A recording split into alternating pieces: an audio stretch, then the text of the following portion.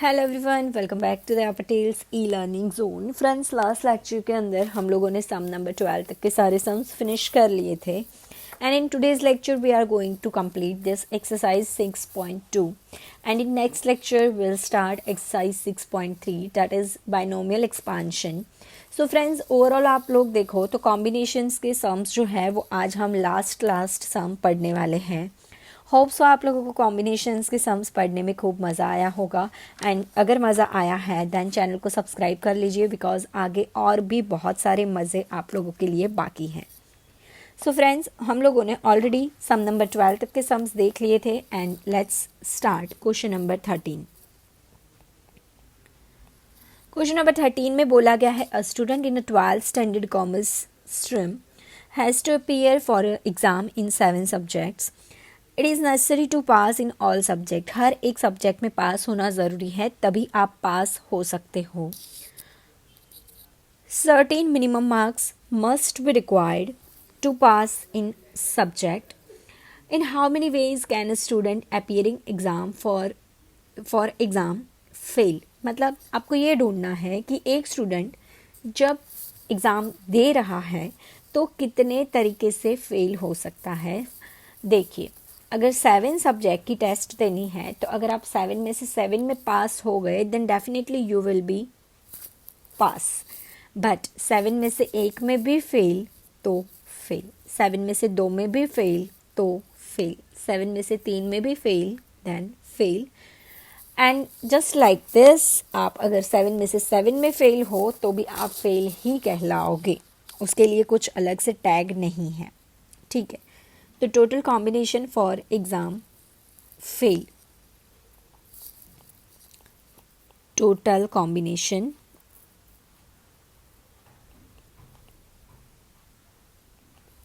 to fail in exam.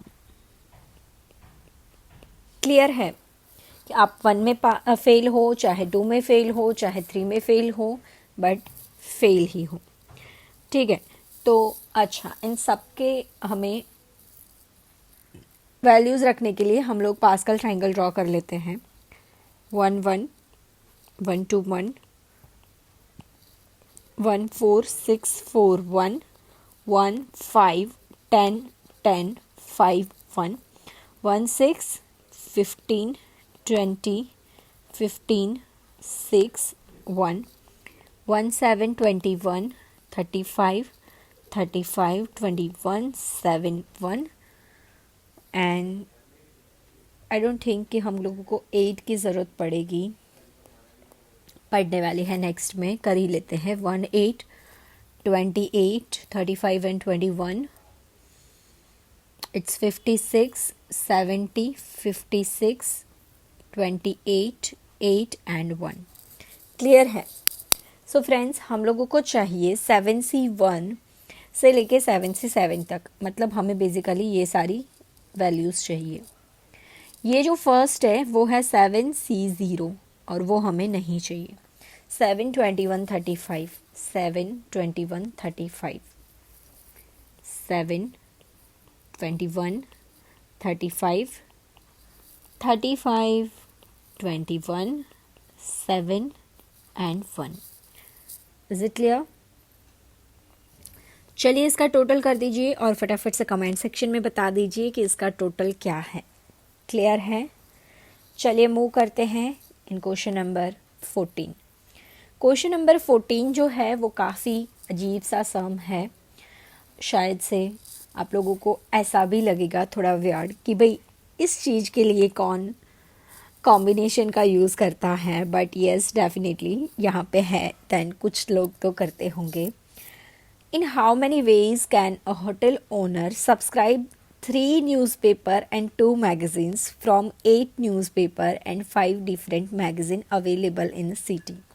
See, यहाँ पे ऐसा है कि 8 न्यूज़पेपर सिटी में अवेलेबल है, आउट ऑफ दिस इसको 3 सब्सक्राइब कराने हैं एंड 5 मैगजीन्स है, आउट ऑफ दिस इसको 2 सब्सक्राइब कराने हैं।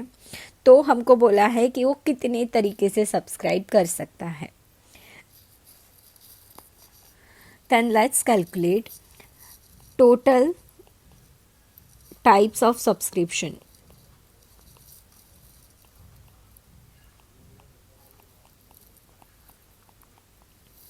सी 8 में से 3, 8C3 एंड 5 में से 2, सो 5C2।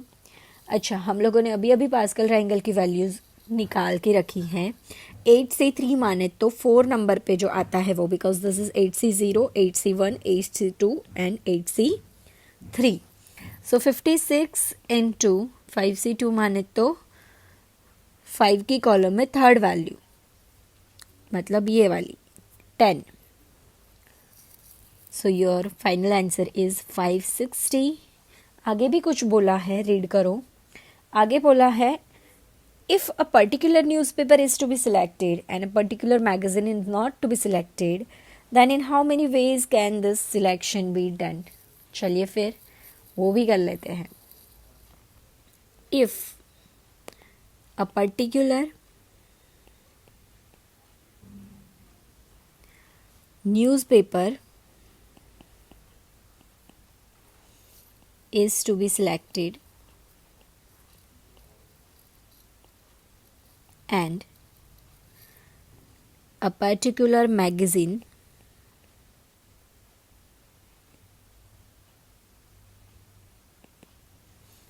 not to be selected,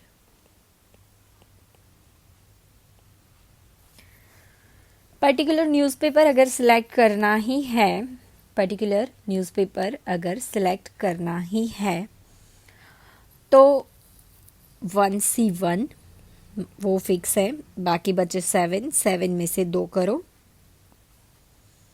and magazine में से एक को तो छूना भी नहीं है, तो 4C2 हमारे लिए सिर्फ और सिर्फ 4 ऑप्शन बच गए, 4C2। नाउ 1C1 माने तो 1, 7C2, let's see in pascal triangle, 7C2 it's 21, 4C2 4 की लाइन में थर्ड 6, सबका मल्टीप्लिकेशन कर दो and you will get final answer, that is 126। Clear है? चलिए फिर आज की तारीख की ये 2 लास्ट सम है 15 एंड 16, वो भी फिनिश कर लेते हैं। 15 सम नंबर 15 देखिए, NP2 plus NC2 is equals to 84, then find N। NP2 तो मैं बोल सकती हूँ N-1, NC2 मतलब N-1 divide by 2 into 1 is equals to 84। I have to take LCM, so ये 2 मैं यहाँ पे मल्टीप्लाई करूँगी, 2N-1 plus N-1 is equals to 84 divide by 2 सामने मल्टीप्लाई हो गए, ये दोनों एडिशन होके 3N-1 हो गए एंड यहाँ 84 इंटू 2 हो गया। नाउ ये जो 3 है वो जाएगा डिवीजन में, so N-1 divide by 168 divide by 3, right. So N-1 is equal to 56। मुझे बैक टू बैक कोई 2 ऐसे नंबर चाहिए जिसका मल्टीप्लिकेशन 56 हो, करो। 5 इंटू 6 नहीं, 6 इंटू 7 नहीं, 7 into 8 yes you get 56। so 8 into 7 is equals to 56, so N is equals to 8। Clear है? चलिए, काफ़ी इजी सा सम था बट देन काफ़ी tricky and you can say most important one. Clear है? इसके बाद वाला और ये दोनों में से एक सम एग्ज़ाम में 110% आपको पूछा ही जाएगा। चलिए आगे के सम देखते हैं। सम नंबर 16, वो भी काफ़ी अच्छा सम है। NPR divide by NCR is equals to 24। अब यहाँ पे तो ना N की वैल्यू है ना R की, कितने कदम चलना है ये भी नहीं पता, तो मैं सीधा फॉर्मूला रख देती हूँ। NPR मतलब N factorial upon N minus R factorial divide by n factorial upon n minus r factorial into r factorial. Clear है? चलो, इज इक्वल्स टू 24।